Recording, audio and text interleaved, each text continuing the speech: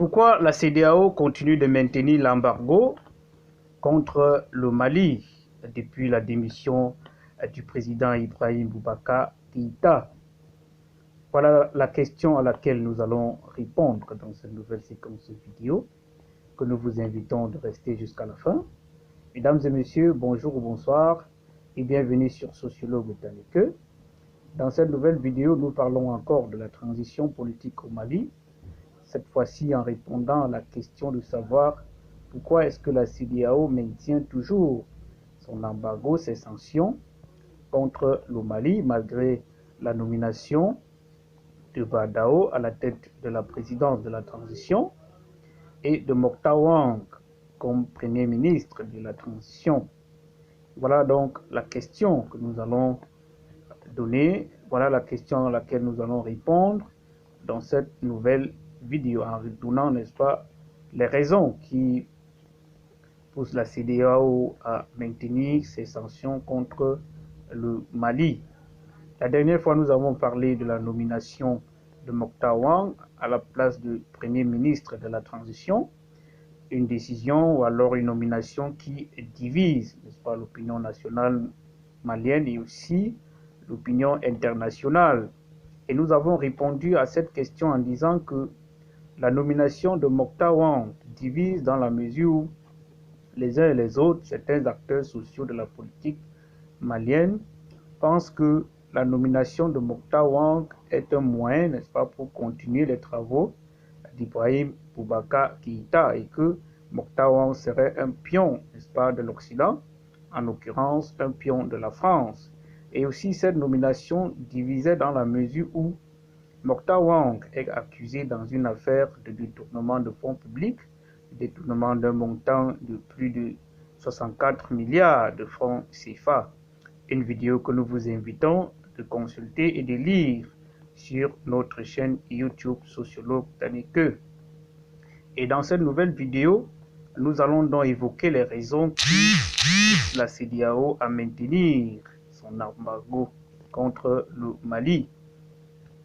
La CEDEAO maintient l'embargo ou alors maintient ses sanctions contre le Mali parce qu'il exige, n'est-ce pas, à la junte de présenter publiquement ou alors de relire et de présenter publiquement, officiellement, la charte qui a été évoquée et que la junte publie, n'est-ce pas, la charte qui implique la dissolution du Comité national pour le salut du peuple qui a contribué au renversement du président Ibrahim Boubacar Keïta.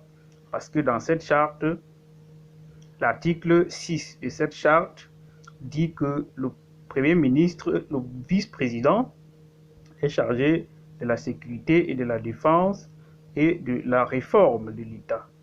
Et aussi dans son article 7, cette même charte de la junte dit que le premier président, le vice-président, remplace le président en cas de vacances temporaires ou alors en cas de vacances définitives. Voilà où la CEDEAO refuse, la CEDEAO est contre cette charte votée par la junte parce que la CEDEAO estime que cet article 6 et l'article 7 qui attribuent les commandes, n'est-ce pas, au vice-président de la transition empiètent, n'est-ce pas, sur les fonctions du Premier ministre et du président et donne, n'est-ce pas, la possibilité aux militaires d'être au pouvoir et de prendre les commandes de la société. Donc voilà ici pourquoi la CEDEAO continue de maintenir ses sanctions contre le Mali. Parce qu'il exige la dissolution du Conseil national pour le salut du peuple avant et après l'investiture du président de la transition. Or, la CNSP, le Comité national pour le salut du peuple, qui a renversé le président Ibrahim Boubacar Keïta il y a de cela 43 jours, depuis sa prise de pouvoir, les décisions qu'ils prennent, n'est-ce pas, surtout avec son chef Assimi Goïta, les décisions qu'ils prennent sont conformes, n'est-ce pas, au désir de la majorité de la population, c'est-à-dire la société civile, le peuple et le peuple.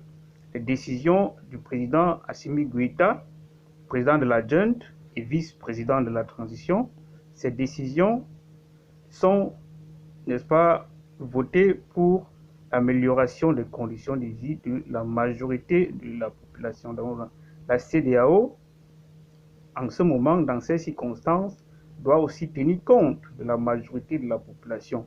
Donc voilà ici pourquoi la CEDEAO maintient ses sanctions contre le Mali. Si vous avez aimé la vidéo, n'hésitez pas de vous abonner à la chaîne pour ne rien rater de nos prochaines publications et de liker, de partager, surtout de nous poser vos questions en bas de la vidéo. D'ici à là, portez-vous bien et on se retrouve très prochainement pour une nouvelle séquence vidéo. Je vous aime, merci.